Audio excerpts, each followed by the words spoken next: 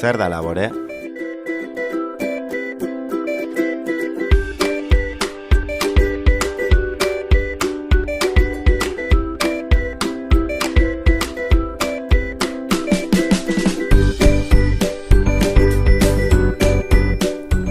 Zer aurki dezakegu bertan?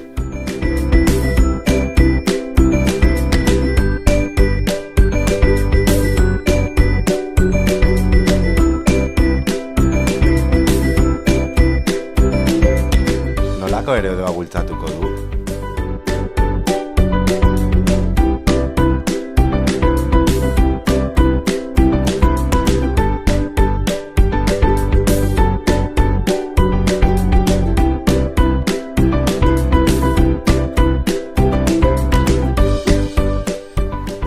Zein onura gehiago dakartza?